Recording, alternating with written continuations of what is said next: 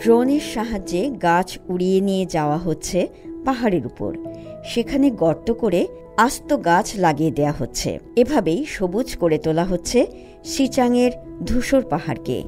চীনের স্বায়ত্তশাসিত অঞ্চল সিচাং বা তিব্বত, এখানে ছিংহাই সিচাং মালভূমিকে বলা হয় পৃথিবীর ছাদ।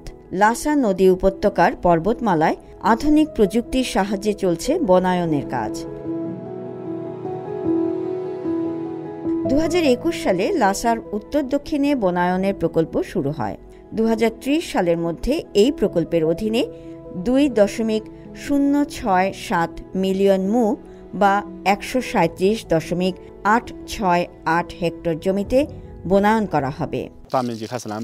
আমরা যখন উত্তর ও দক্ষিণের পাহাড়গুলোতে বড় পরিসরে গাছ লাগানো শুরু করি, তখন সেখানে কোনো রাস্তা ছিল না। রাস্তাগুলো ধাপে ধাপে আমাদের শ্রমিকরা ঘোড়া ও খচ্চর ব্যবহার করে গড়ে তুলেছেন। ভারবাহী পশুর চেয়ে 5 বা 10 গুণ দ্রুত কাজ হয় ড্রোন ব্যবহারের মাধ্যমে।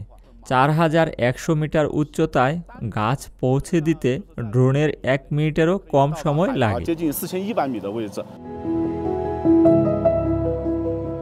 প্রকল্প সম্পন্ন হওয়ার পর 49.8 মিলিয়ন মেট্রিক টন জল জমা হবে, বার্ষিক 2,30,000 মেট্রিক টন কার্বন নিঃসরণ কমাবে এবং প্রতি বছর 1,90,000 মেট্রিক টন অক্সিজেন উৎপন্ন করবে। এর ফলে আঞ্চলিক রাজধানী লাসার চারপাশের বাস্তুতান্ত্রিক পরিবেশ উল্লেখযোগ্যভাবে উন্নত হবে, শহরটি আরও বেশি বাসযোগ্য হয়ে উঠবে।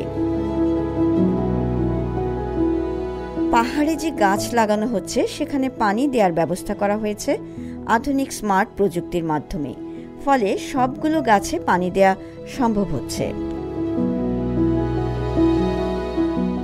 গত বছরের শেষ নাগাদ 3,80,000 মু বা 25,333 হেক্টর জমিতে গাছ লাগানো হয়।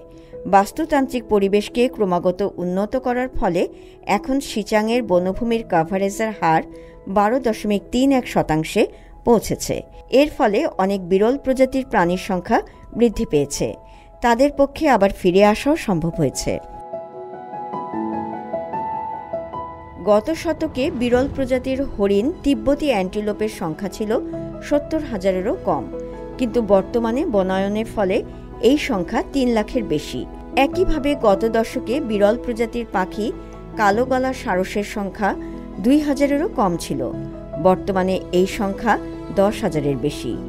সিচাংয়ের ধূসর পাহাড়গুলো সবুজ করে তোলা হচ্ছে, সেই সঙ্গে উন্নত হচ্ছে বাস্তুতান্ত্রিক পরিবেশ, সুরক্ষিত হচ্ছে জীববৈচিত্র্য।